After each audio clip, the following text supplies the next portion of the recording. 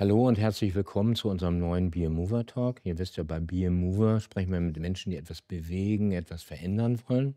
Deswegen freue ich mich heute ganz besonders, dass wir hier mit einem Team sprechen können, die eine ganz besondere Leidenschaft haben, und zwar sehr schnelle Lkw.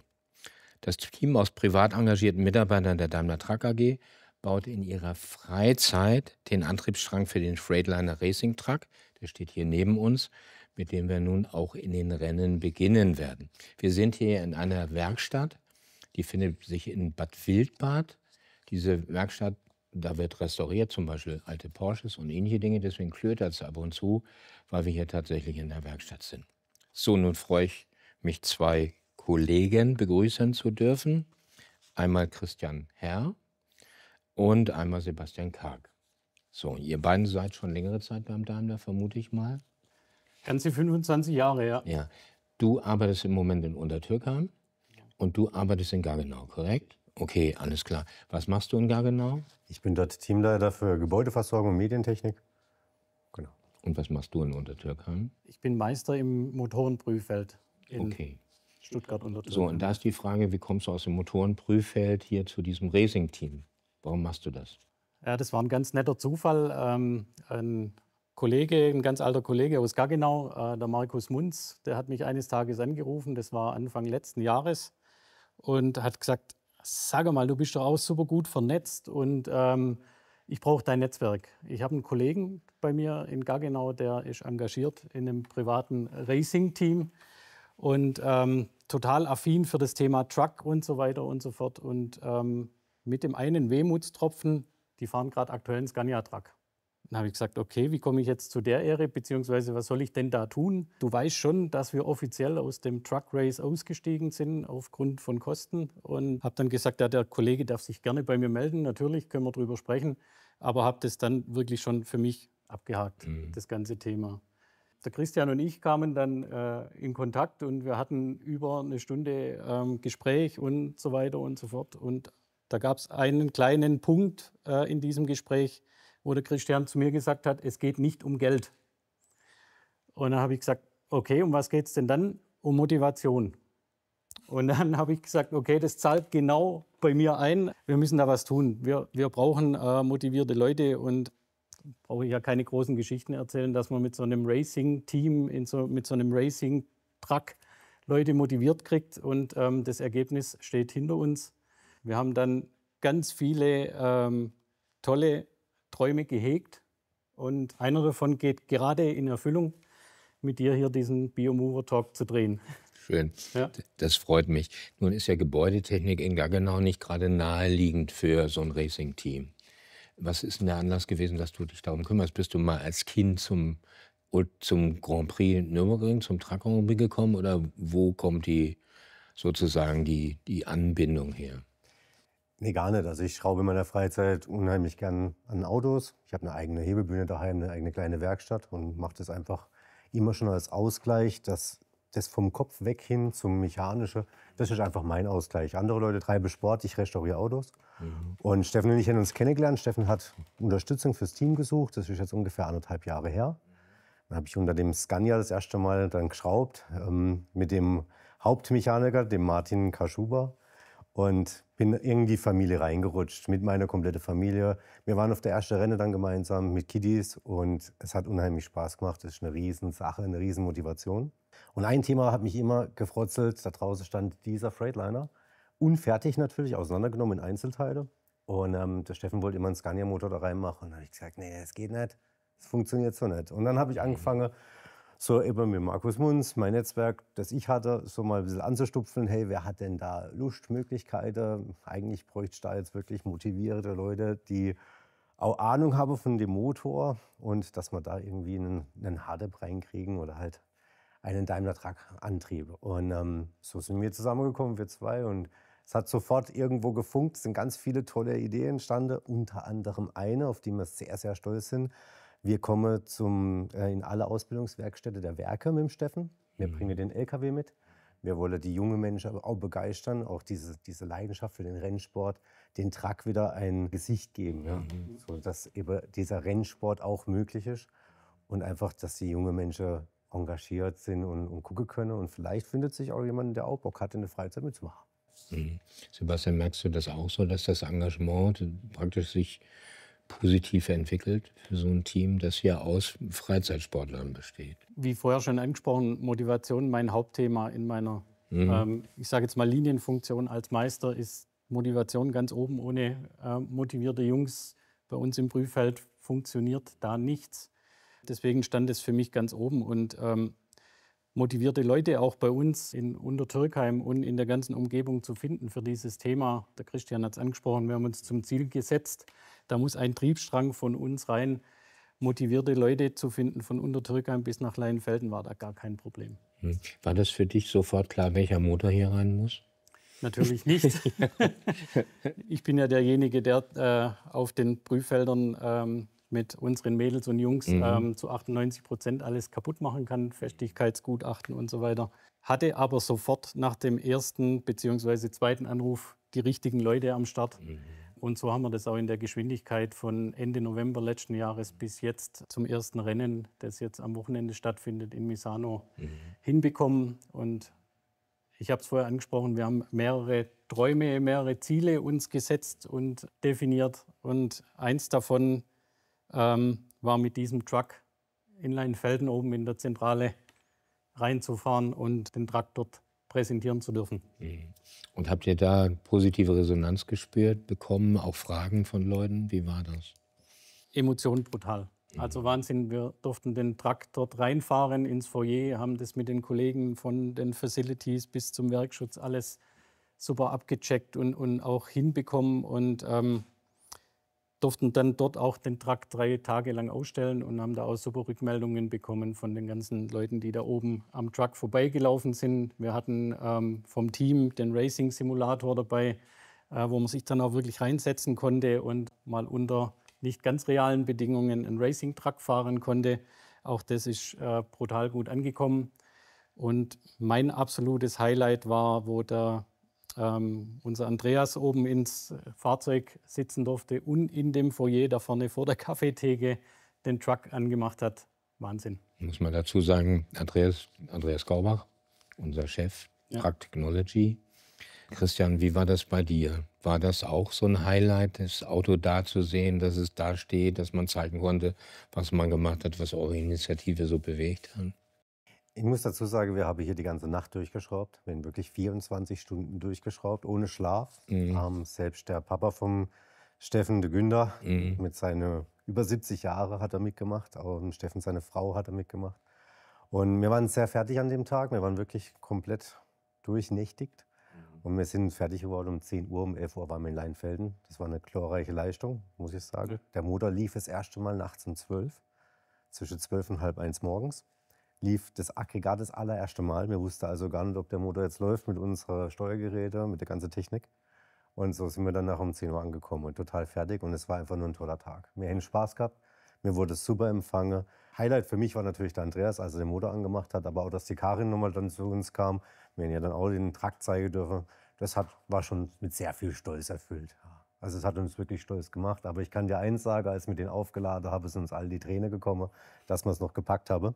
Weil wir hätten es fast nicht geschafft und das war ein super Erlebnis. Und wir haben alle durchgehalten und mitgemacht. Es war echte Teamarbeit, ne? Ja. Kann man ehrlich sagen. Geht ihr mit zum ersten Rennen? Beide.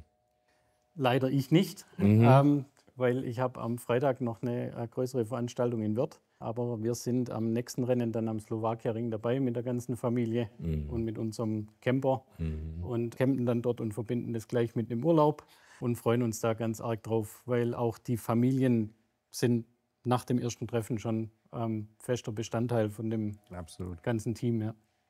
Wo glaubst du, geht das mit dem Team weiter? Also wie ist die Reise? Das ist ja jetzt eine sehr, sehr, sehr private Initiative von allen Beteiligten.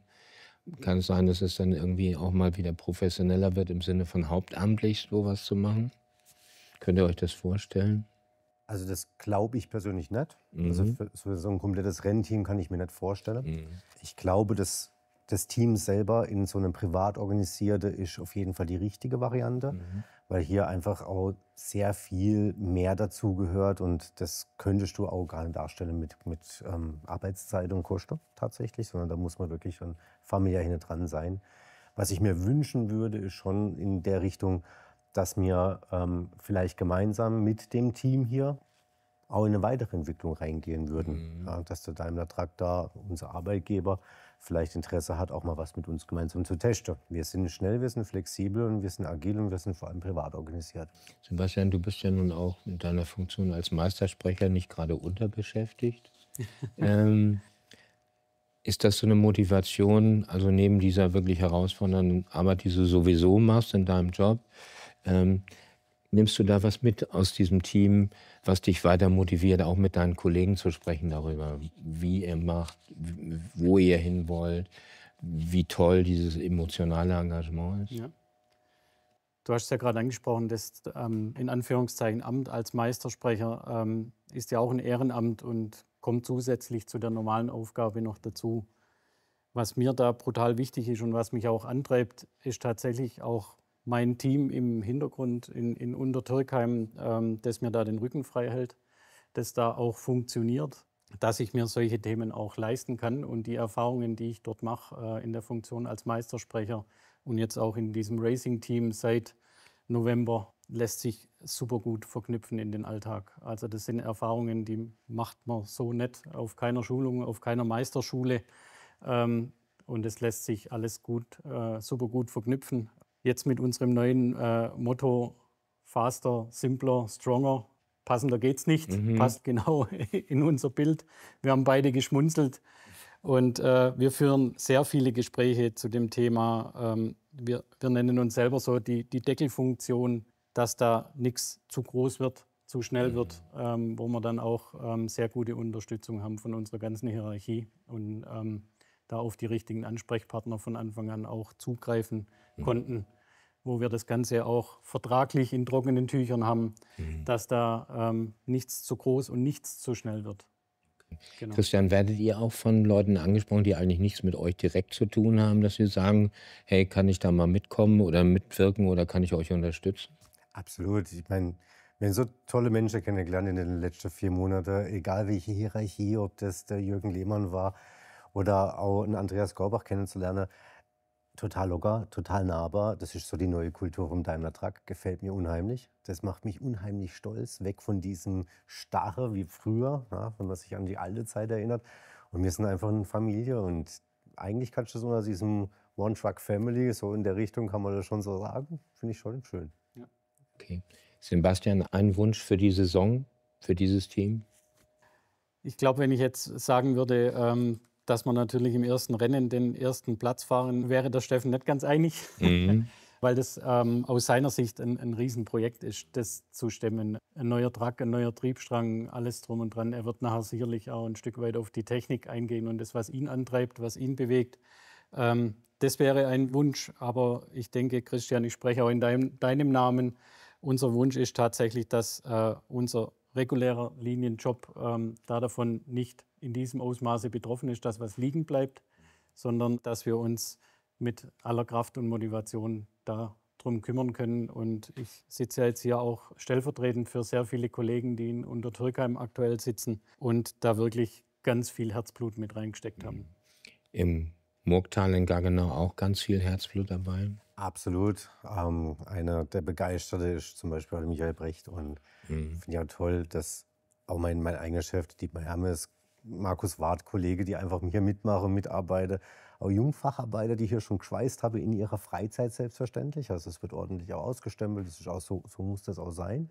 Da legen wir sehr viel Wert drauf und es macht unheimlich Spaß, die junge Menschen hier auch zu sehen, die dann das erste Mal davor stehen und sagen, boah, was ist denn das für ein Monster? Und dann fangen die gleich an zu arbeiten. Und ich wünsche mir, dass das eine einfach coole Saison wird. Und ob das jetzt der erste Platz im ersten Moment ist oder wir erst im Nürburgring auf dem ersten Platz sind, wir werden davor kommen. Wir kommen schon. Wir hängen da so viel Power rein, das wird. Okay, dann mache ich euch mal einen Vorschlag. Wenn die Saison vorbei ist, dann treffen wir uns hier wieder und reden darüber, wie es gelaufen ist in der Saison, was gut war, was schlecht war, was verbessert werden kann und wie glücklich ihr seid. Ich hoffe sehr, dass ihr glücklich werdet mit dieser Saison, alle Beteiligten. Drücke ich ganz fest die Daumen und dann sprechen wir uns noch mal im Spätherbst wieder. Dankeschön. Dankeschön. Herzlichen Dank.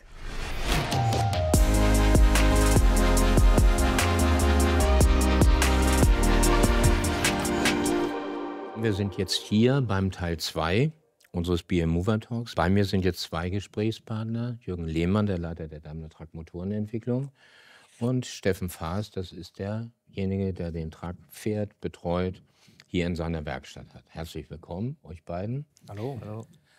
Dann fange ich mal an, Jürgen. Warum bist du hier engagiert? Und warum guckst du dir das an und warum nimmst du teil an dieser Geschichte? Das ist eine sehr gute Frage. Das ist keine Veranstaltung, die wir im Rahmen unserer normalen Arbeit machen, sondern das ist auf freiwilliger Basis. Und wenn man mal die Chance hat, beim Thema Motorsport mitzumachen, wenn man sonst ganz normale Serienentwicklung betreibt, dann ergreift man die Chance, weil es einfach eine super Sache ist und ich glaube, jeder Techniker da hoch motiviert ist. Das ist ja eine ganz private Initiative, die hier läuft. Früher haben wir mal Truck Racing richtig als Werksbeteiligung gemacht. Das ist nicht mehr der Fall. Was sind denn eigentlich die technischen Highlights dieses Fahrzeuges, das hier in der Werkstatt steht? Das ist ja ein ungewöhnliches Fahrzeug. Ja, ist ein ungewöhnliches Fahrzeug und Steffen hat auf den Freightliner gewechselt. Vielleicht kann er es nachher noch ein bisschen näher erläutern, weil er, ich glaube, von der Performance her ein guter Truck ist. Und dann haben wir irgendwann mal Ende letzten Jahres die Diskussion geführt, ob es dann nicht auch toll wäre, wenn wir in dem Fahrzeug dann einen Daimler Truck Motor drin hätten. Und die Zeitschiene war extrem knapp, aber das haben wir dann versucht mit vielen hochmotivierten Kolleginnen und Kollegen. Und jetzt ist ein DD13, wenn man es so sehen will, aus US-Sicht drin, beziehungsweise ein OM 471. Wir haben bei dem Motor auf ein Serienaggregat als Basis zurückgegriffen, weil alles andere sonst in der Zeitschiene nicht möglich gewesen wäre. Und wie viel Bums steckt in diesem Motor drin? Über 1000 PS? Ja, so genau wissen wir es nicht, weil der Motor zu stark ist für unsere Prüfstände, die wir haben. Und die Applikation hat jetzt im Fahrzeug stattgefunden. Aber ich glaube, wir gehen davon aus, dass es so in der Größenordnung von 1000 oder gut 1000 PS ist. Bist du früher auch schon Rennsport-Afficionado gewesen? Ja gut, also ich erinnere mich noch an die 90er Jahre, wo wir aktiv im Truck Race unterwegs waren. Dort war ich auch schon im Nürburgring und wir hatten auch im Team damals den Motor gemacht, der in das Fahrzeug kam. Ich darf noch mal da eine technische Frage stellen. Dieses HVO, Hydro-Treated Vegetable Oil, Gemüseöl im Rennmotor, wie muss ich mir das vorstellen? Ja, HVO ist ein hochwertiger Dieselkraftstoff, der basiert auf Pflanzenöl und dann verfeinert wird mit Wasserstoff. Und dieser Kraftstoff ist mittlerweile auch in normalen Tankstellen zugelassen in Deutschland. Den kann man tanken mit jedem oder fast jedem Dieselfahrzeug. Wir haben es auch freigegeben für unsere Serienfahrzeuge. Und dadurch kann man also schon eine gut 90-prozentige Reduktion von CO2-Emissionen erreichen. Und das ist schon eine tolle Sache und funktioniert einwandfrei, auch in dem Rennmotor. Gibt es denn sonst noch sozusagen Erfahrungen, die man hier sammeln kann mit so einem Rennmotor, die dann vielleicht später mal Auswirkungen für die Serienproduktion haben? Ich glaube, wir machen auf jeden Fall mal die Erfahrung, wie man manche Dinge schneller machen kann. Einfach mal tun, nicht zu lange überlegen und planen und Zeichnungen machen, sondern einfach mal den Motor ins Fahrzeug nehmen und fahren. Und ich glaube, das nehmen wir schon mit. Vor den letzten 4 Monaten hätte ich jetzt nicht gedacht, dass wir den so zum Laufen bekommen, aber das hat super funktioniert. Ja. Steffen, das ist hier deine Werkstatt. Ja. Ne? Und diese Werkstatt, die ist so Lebensinhalt. Du bist schwerpunktmäßig eigentlich mit Porsches unterwegs, luftgekühlten zum Beispiel. Und wie bist du dann zum Freightliner Truck Racing gekommen? Ja, ich mache seit 2003 eigentlich professionellen Motorsport, immer neben der Werkstatt. Und bin 2018 zum ersten Mal in den Renntruck rein und bin da auch recht gut zurechtgekommen damit. Und bin damals auf dem Mercedes-Renntruck gefahren und so auch die Beziehung zum Stern oder zum Daimler-Truck. Und habe jetzt im Endeffekt, 2019 durfte ich mal einen Freightliner testen. Der hat mich total, ich habe mich sehr wohl gefühlt in dem Fahrzeug. Es war mehr wie ein Tourenwagen, weil wir halt einfach die Sitzposition haben wie im Tourenwagen. Wir sitzen in der Mitte vom Fahrzeug. Es ist ein ganz anderer Lastausgleich. Wir haben einen anderen Nickmoment, das heißt, das Auto beim Anbremsen bewegt sich anders. Und das sind Dinge, wo wir einfach viel sympathischer waren und auch einfach dynamischer. Das Fahrerhaus sitzt sehr aerodynamisch und so weiter. Das sind so ganz viele kleine Punkte. Auch gewichtstechnisch haben wir natürlich über einen Freightliner ein bisschen einen Vorteil, weil wir alles aus Aluminium haben. Die Karosserie ist komplett Aluminium, die Türen und so weiter. So sind wir eigentlich zum Freightliner gekommen. Nun ist das ja ein ziemlich riesiger Aufwand, wenn man dann in Europa unterwegs ist mit so einem Racetrack. Wie hast du die Mannschaft zusammengekriegt? Wie seid ihr zusammengekommen? Der Großteil ist Familie, sehr viele Freunde, Menschen, die einfach einem nahestehen, weil an der Rennstrecke ist einfach so, du brauchst Personen, zu denen du einen Bezug hast, Personen, denen du 100% vertraust. Letztendlich hängt ja mein Leben mit da dran. Ja. Wir haben immer ein Riesenrisiko und um das Risiko ein bisschen zu minimieren, nimmt man einfach Leute im Umkreis um einen rum, die da gut dazu passen. Ja. Das Team ist eigentlich, wir haben seit 2020 haben wir ein eigenes Rennteam und haben da auch schon einen eigenen Renntrack gebaut. Im Endeffekt war jetzt das der Grund zu sagen, wir bauen jetzt über den Winter den Freightliner komplett neu auf. So ist das eigentlich entstanden, ja. Bist du mit dem Motor zufrieden, mit dem Antriebsstrang? Ja, also noch können wir nur Folgendes sagen. Wir haben einen geilen Job gemacht die letzten Monate. Ja. Wir haben wirklich Ende November angefangen, an dem Auto überhaupt zu arbeiten. Ich kann mich noch erinnern, wir sind hier, haben uns das erste Mal hier getroffen und haben den Truck angeguckt. Da stand nur ein Chassis da. Ja. Da war aber noch nichts dran, keine Achse und nichts. Und in der Zeit haben wir jetzt im Endeffekt mit sehr kleinem Personalumfeld haben wir im Endeffekt jetzt so einen Truck dahingestellt. Wir haben jetzt die erste Testfahrten gemacht. Wir kommen dem Thema sehr nahe, was die Leistung betrifft, ja, wo wir es vorher davon hatten. Ich schätze den Motor aktuell so um die 1000 bis 1100 PS ein. Ich gehe davon aus, dass wir da noch hier und da viele Dinge finden. Es hat mich sehr begeistert. Wir haben in Most schon einen Test gemacht. Und zu dem Thema zurück, Serie und Renntrack oder Rennsport. Ich denke, dass auch die Ingenieure da sehr viel mitnehmen können, weil wir einfach anders arbeiten. Und ich hatte öfters mal gehört, physikalisch unmöglich. 3-mal habe ich es gehört und am 4. Mal nach der Messung hat man gesehen, oh, das geht doch. Es war auch für denjenigen da wirklich ein Fortschritt, weil er hat gesehen, es ist machbar und fand ich natürlich auch sehr interessant, weil ich denke, da kann man auf jeden Fall was mit rübernehmen in die Serie. Jung, wie ist das? Gehst du mit deinem Know-how, du selbst mit zu den Rennstrecken, wenn es losgeht? Ja gut, ich glaube, mein Know-how braucht man nicht unbedingt. Also ich werde jetzt nicht an der Applikation rumschrauben, wobei ich das gerne machen würde. Also habe ich ja mal angefangen mit so einem Thema vor ein paar Jahrzehnten. Nee, aber wir werden auf jeden Fall ab und zu dabei sein und das mal uns anschauen und auch die Atmosphäre dort genießen. Insbesondere dann am Nürburgring, ja, das Heimrennen, da wollen wir dann auf jeden Fall da sein. Das ist nach wie vor ein Muss, ne? Truck Grand Prix Nürburgring. Absolut. Ja, kann mich gut erinnern. Sehr schöne Veranstaltung. Ja. Aber auch andere Rennstrecken sind auch. Ja, Most ist Tschechien, ne? Most ist Tschechien, genau. Und Le Mans ist ja keine permanente Rennstrecke da, wo ihr fahrt, oder? Doch, wir fahren praktisch nur im Infield. Okay. Wir fahren nicht raus, also wir fahren die kurze Anbindung. Bugatti nennt sich die Anbindung. Und da fahren wir eigentlich, also die Veranstaltung ist ausverkauft, immer, jedes Jahr, wirklich groß. Macht richtig Spaß. Umso mehr Leute natürlich da sind, umso schöner ist es natürlich, klar. Gehen von deinen Ingenieuren welche mit oder die du aussuchst und sagst, guck dir das mal an, kannst du was lernen? Also ich suche sie nicht aus, aber es gibt viele, die motiviert sind und mitmachen wollen und die gehen dann auch mit, ja. Hast du überhaupt noch Zeit für deine Werkstatt? Also wenn ich jetzt so sehe, was du sagst und ihr habt im November angefangen, das ist ja mehr oder weniger jeden Tag Arbeit. So, kannst du dann hier deinen Betrieb noch? Aktuell sind wir quasi eigentlich auf der Suche nach einem Mitarbeiter dazu noch, extra für die Werkstatt. Wir versuchen natürlich alles zu geben. Wir haben, also ich persönlich hatte die letzten Monate keine Wochenenden, aber ich mache es ja auch für mich, ja, dass ich fahren kann mit dem Truck. Von dem her ist das aktuell überschaubar. Es sind 3-4 Monate, wo wir halt jetzt haben, wo wir wirklich nur am Truck arbeiten. Aber es kommt auch wieder eine andere Zeit, wo wir dann auch wieder an den Autos arbeiten können. Und ich werde das auch immer sehr offen kommunizieren, meine Kunden gegenüber, weil ich einfach möchte, dass die wissen, was ich mache. Und dank den alten Autos und dank den Kunden ist es auch so, dass die Autos auch mal einen Monat stehen lassen, ja. Weil sie sagen, sie fahren eh nicht damit oder sie wollen es einfach vertrauensvoll bei uns gemacht haben und nicht woanders.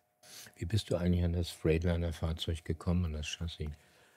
Gut, das Freightliner-Fahrzeug ist mehr oder weniger Einzelteile. Ja. Es ist ein Fahrerhaus und das sind Chassis-Rails. Und den Rest haben wir im Endeffekt gebaut. Und aus der Erfahrung raus, die du mal gemacht hast, dass du mal in einem drin gesessen hast, du gesagt hast, das ist das Auto, das ich haben möchte? Genau. Eigentlich ging es mir ging es eigentlich darum, wo setzen wir die Kabine hin, wo ist die Sitzposition am besten, wie fühlt man sich am besten wohl. Und das war einfach im Freightliner der Fall. Also, Truck Grand Prix Nürburgring ist für uns alle gesetzt, glaube ich. Wann wird das sein? Ist das? Das ist im Juli, Juli. immer Mitte Okay. Juli ungefähr. Und da fühlt man sich als richtiger Trucker, oder?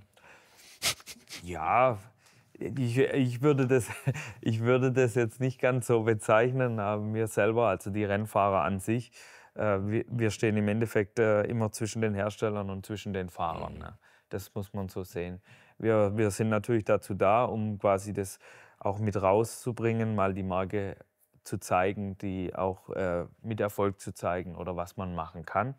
Genauso die Fahrer. Wir haben oft viele Fahrer, wo viele interessante Fragen kommen.